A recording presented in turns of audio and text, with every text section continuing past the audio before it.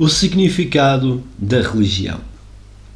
Desejo, nesta manhã, falar sobre o significado da religião, não apenas para explicá-lo verbalmente, mas também para compreendê-lo profundamente.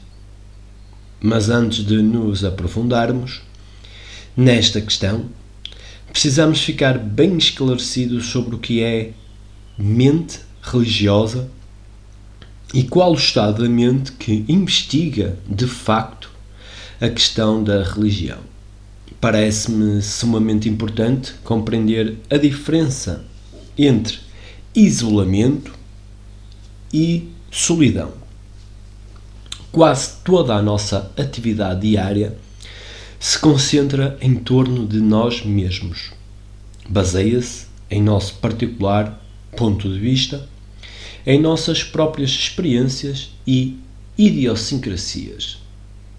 Pensamos em termos relativos à nossa família, nosso emprego, nossos objetivos e também em referência a nossos temores, esperanças e desesperanças. Tudo isso é, obviamente, egocêntrico e torna existente um estado de isolamento, como se pode ver na vida de cada dia. Temos secretos desejos pessoais, ocultos apelos e ambições e nunca nos achamos em profunda relação com ninguém, nem com as nossas esposas, nem com os nossos maridos ou nossos filhos. Esse isolamento é igualmente um resultado de nossa fuga ao tédio cotidiano, às frustrações e trivialidades de nossa vida diária. É causado, também, pela nossa fuga ao estranho sentimento de solidão que nos assalta quando nos vemos subitamente desligados de tudo, quando tudo está longe de nós e não há comunhão, não há relação com ninguém. Penso que a maioria de nós aqui presentes, se alguma vez nos conscientizamos do processo do nosso próprio existir, tem sentido profundamente essa solidão. Em virtude dessa solidão, desse sentimento de isolamento, tratamos de identificar-nos com alguma coisa maior do que nós. Pode ser o Estado, um ideal ou um conceito acerca de Deus.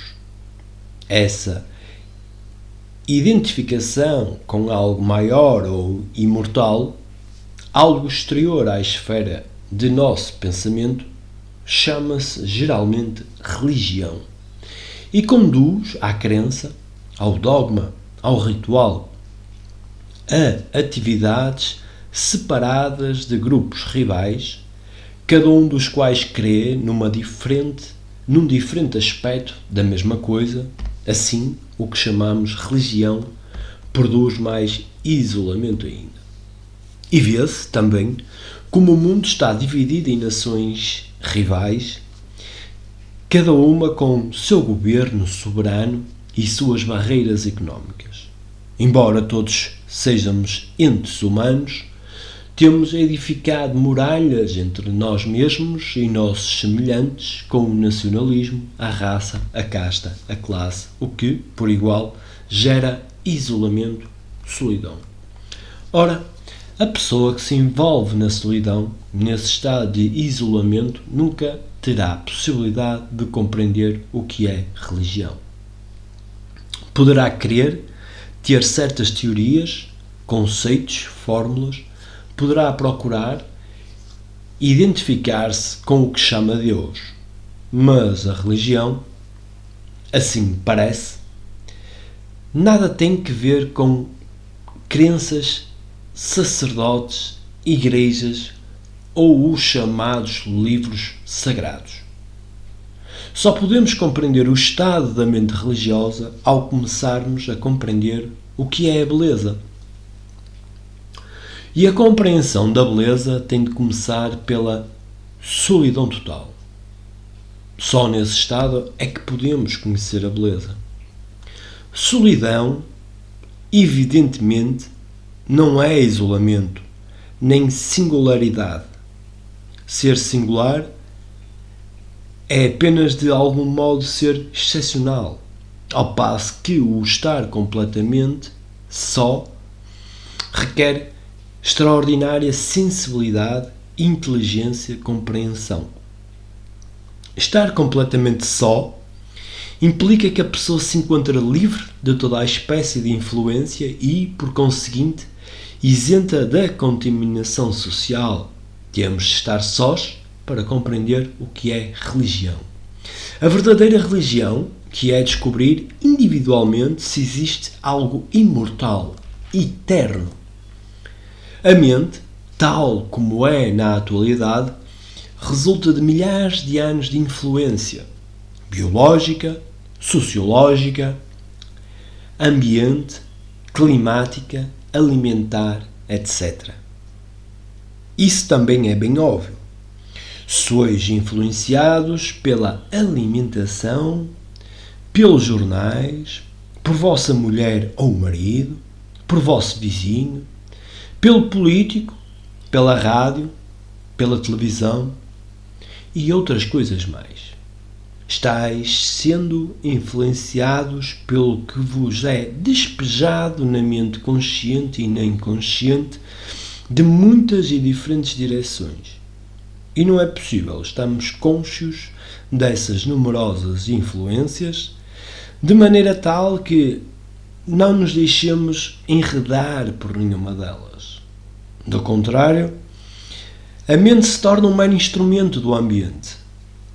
Poderá criar uma imagem do que ela pensa ser Deus ou a verdade eterna e crer nessa coisa, mas continua a ser moldada pelo ambiente, suas exigências, tensões, superstições, pressões, e sua crença não representa absolutamente o estado de uma mente religiosa.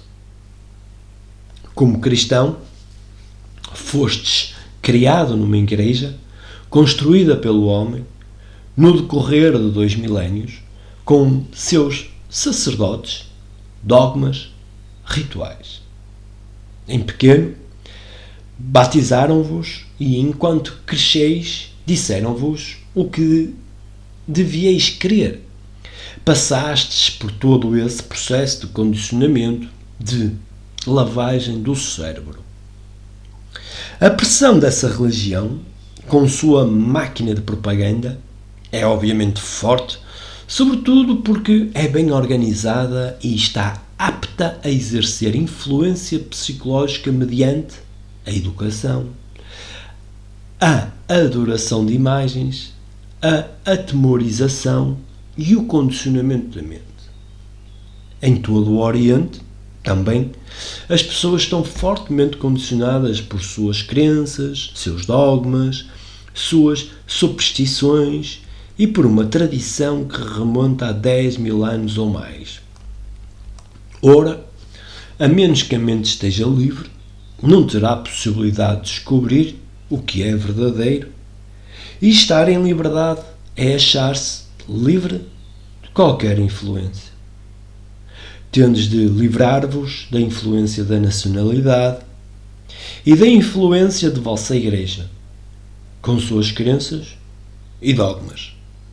E deveis também libertar-vos da avidez, da inveja, do medo, do sofrimento, da ambição, da competição, da ansiedade. Se não estamos livres de todas essas coisas, as numerosas pressões exteriores e interiores criarão um estado contraditório, neurótico, e, em tais condições, não podemos, em circunstância nenhuma, descobrir o que é verdadeiro ou se existe alguma coisa que transcenda o tempo.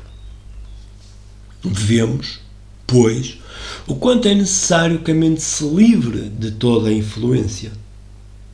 Será isso possível? Se não é possível, não pode então haver descobrimento do que é eterno, do Supremo. Para uma pessoa descobrir se isso é possível ou não, terá de conscientizar-se dessas numerosas influências, não só aqui, neste pavilhão, mas também em sua vida de cada dia. Terá de observar como estão elas contaminando, moldando, condicionando a mente. É óbvio que não se pode estar cônscio a todas as horas das inúmeras e diferentes influências que se precipitam na mente. Mas pode-se perceber a importância, e este me parece o ponto crucial da questão, de nos livrarmos de todas as influências e, uma vez compreendida essa necessidade, o inconsciente percebe a influência, ainda que a mente consciente possa muitas vezes não percebê-la. Está claro? O que estou tentando assinalar é o seguinte: há influências sobre modos sutis a moldar a mente, e a mente que está sendo moldada por influências, as quais se encontram sempre na esfera do tempo, não pode de modo nenhum descobrir o eterno, ou se tal coisa existe. A questão, pois, é esta: se a mente consciente não tem possibilidade de perceber todas as influências, que deverá fazer? Se seriamente vos fizerdes esta pergunta, de modo que ela exija vossa total atenção, vereis que a parte inconsciente de vós mesmos, que não se acha inteiramente ocupada quando as camadas superficiais da mente estão funcionando, toma as coisas a seu cuidado e observa as influências que vão surgindo. Considero importante compreender isso, porque se cuidardes meramente de resistir às influências ou delas vos defender, essa resistência, que é uma reação, criará na mente mais um condicionamento. A compreensão do processo total da influência deve ocorrer sem esforço algum, ter o caráter de percepção imediata. O que sucede é isto: se perceberdes realmente a imensa importância de não vos deixardes influenciar, então uma certa parte de vossa mente se encarregará desse trabalho, sempre que conscientemente estiver desocupado com outras coisas. E essa parte é muito vigilante, ativa e desperta. Impede, pois, ver de ponto a enorme importância de não ser influenciado por nenhuma circunstância ou pessoa. Este é o ponto essencial. E não como resistir à influência, ou o que cumpre fazer quando se está sendo influenciado. Uma vez tenhais compreendido esse fato central, vereis que há uma parte da mente que está sempre desperta e vigilante, sempre pronta a examinar-se de qualquer influência, ainda a mais sutil. Desse estado não influenciado provém uma solidão completamente diferente do isolamento. E há necessidade de solidão, porquanto a beleza se encontra fora da esfera do tempo e só a mente que está só pode saber o que é a beleza. Para a maioria, a beleza é questão de proporções, forma, tamanho, contorno, cor. Vemos um edifício, uma árvore, uma montanha, um rio e dizemos que é belo. Mas aí está ainda a entidade exterior. O experimentador que observa essas coisas e, por conseguinte, o que chamamos beleza, acha-se ainda na esfera do tempo. Mas eu sinto que a beleza está fora do tempo e que, para conhecê-la, o experimentador deve deixar de existir. O experimentador não é mais do que uma simples acumulação de experiência que serve para julgar, avaliar, pensar. Quando a mente contempla um quadro, ou ouve uma música, ou observa a correnteza de um rio, ela geralmente o faz apoiada naquele fundo de experiência acumulado. Olha do passado, da esfera do tempo, e para mim isso não é conhecer a beleza. Conhecer a beleza, ou seja, descobrir o eterno, só é possível quando se está totalmente só. E isso nada tem que ver com o que dizem os sacerdotes, com o que dizem as religiões organizadas. A pessoa deve estar livre de influência, de contaminação da sociedade, dessa estrutura psicológica da avidez, inveja, ansiedade, medo. Deve estar liberta de tudo isso. Dessa liberdade provém a solidão, e só no estado de solidão pode a mente conhecer o que existe fora da esfera do tempo. A beleza e aquilo que é eterno não podem ser separados. Podeis pintar, escrever, observar a natureza, mas se há qualquer forma de atividade do eu, qualquer atividade egocêntrica do pensamento, então o que percebeis deixa de ser beleza, porque ainda compreendido na esfera do tempo. E se não compreenderdes a beleza, de modo nenhum descobrireis o que é eterno, porque essas duas coisas estão unidas. Para descobrir o eterno, o imortal, deve a pessoa estar livre do tempo. Sendo o tempo tradição, conhecimento acumulado e a experiência do passado, não é questão de querer ou de não querer, pois tais coisas são imaturas, extremamente infantis e nenhuma relação tem com o caso. Mas quem tem sério interesse e deseja realmente descobrir, abandonará totalmente a atividade egocêntrica do isolamento e alcançará, dessa maneira, um estado no qual se verá completamente só. E apenas nesse estado de solidão total podemos compreender a beleza, o eterno. As palavras iludem, porquanto simples que são, não constroem a realidade. Elas encerram um significado, um conceito, porém não são a própria coisa. Assim, quando falo do eterno, deveis averiguar se estáis meramente sendo influenciados por minhas palavras ou enredados numa crença, o que seria uma infantilidade. Pois bem, para se averiguar se existe tal coisa, o eterno, é preciso compreender o que é o tempo. O tempo é algo verdadeiramente extraordinário, mas não me refiro ao tempo cronológico, ao tempo cronométrico, que é tão evidente quanto necessário. Aludo ao tempo como continuidade psicológica, e é possível vivermos sem essa continuidade. O que dá a continuidade é, obviamente, o pensamento. Se penso numa coisa constantemente, ela tem continuidade. Se alguém olha diariamente para o retrato da própria esposa, com isso lhe dá continuidade. Mas é possível viver-se neste mundo sem se dar continuidade à ação, de modo que a ação seja sempre nova? Isto é, posso morrer para cada ação em todo o correr do dia, de maneira que a mente jamais acumule e, por conseguinte, nunca se deixe contaminar pelo passado, mantendo-se assim perenemente nova, fresca, indene? Eu digo que isto é possível, que podemos viver assim, o que não significa que tal coisa é para vós uma realidade. Vós mesmos é que deveis descobri-lo. Começamos, de certo, a perceber que a mente deve estar completamente só, mas não isolada. Nesse estado de total solitude surge a percepção de uma extraordinária beleza, de algo não criado pela mente.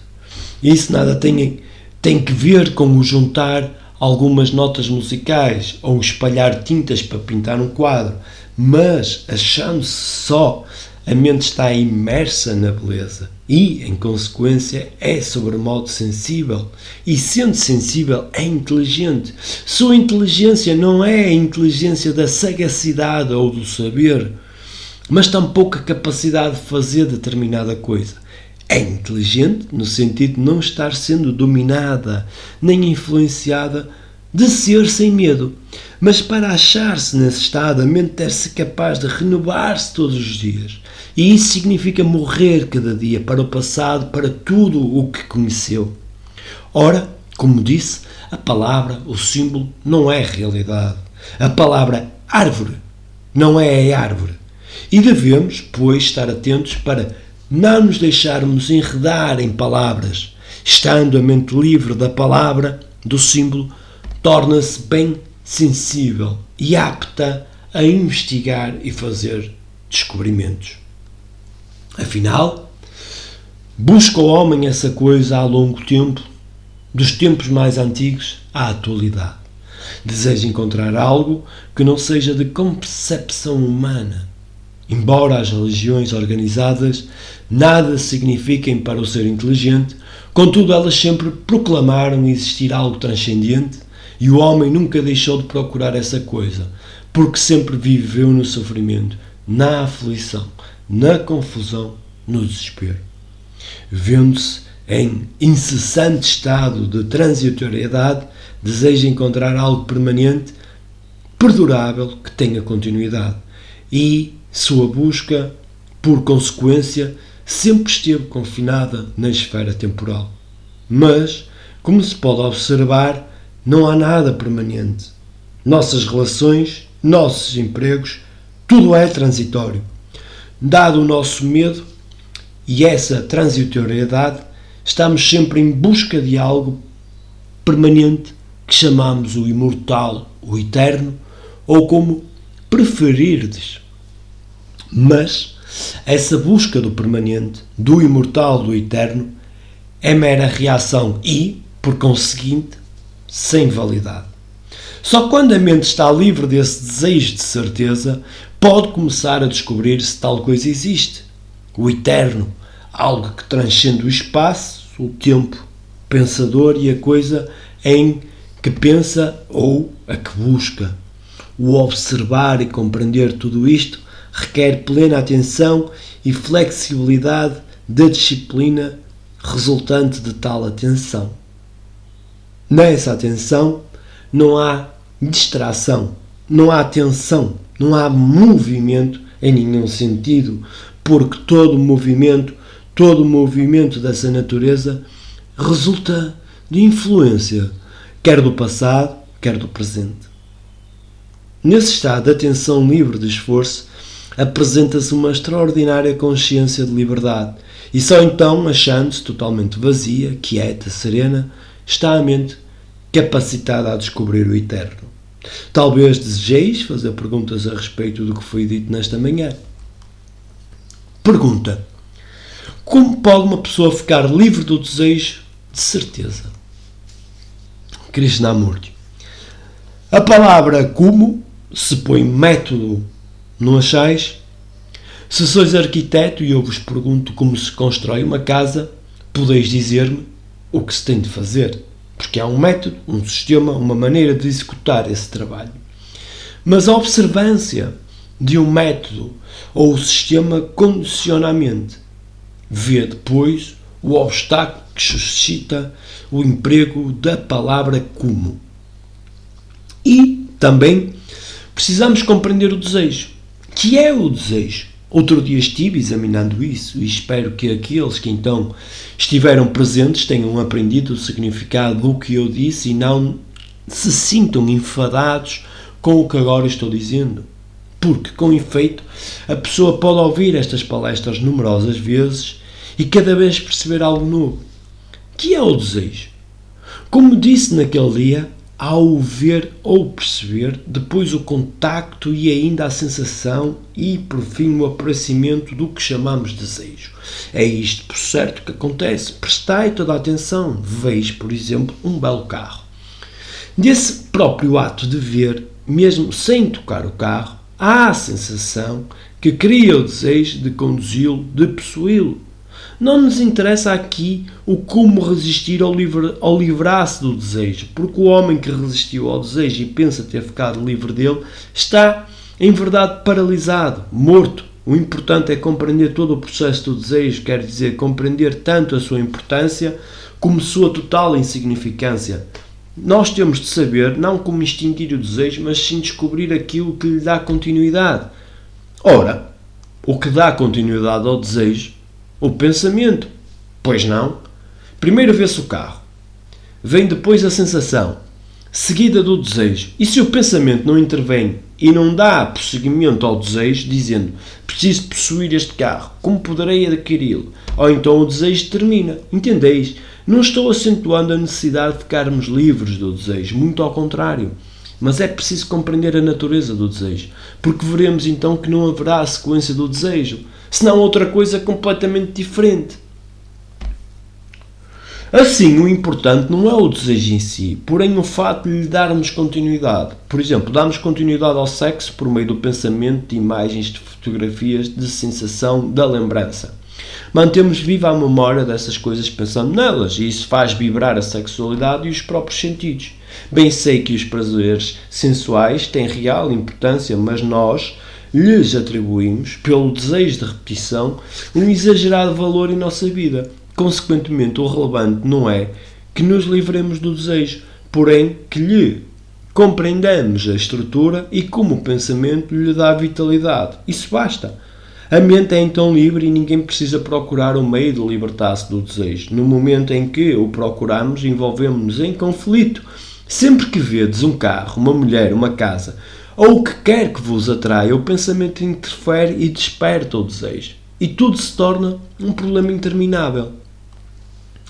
O essencial é vivermos uma vida sem esforço, sem um só problema. E pode-se viver sem problema algum quando se compreende a natureza do esforço e se percebe claramente a inteira estrutura do desejo. Temos, em geral, inúmeros problemas e para estarmos isentos de problemas, cumpre pôr fim a cada problema tão logo ele surja. Já consideramos suficientemente este assunto e não pretendo examiná-lo de novo. Todavia, é absolutamente necessário não ter a mente problema algum e assim a pessoa viver uma vida sem esforço. Por certo, esta é a única mente religiosa, porquanto terá compreendido o sofrimento e a terminação do sofrimento. Ela é sem medo e, por conseguinte, a luz de si própria.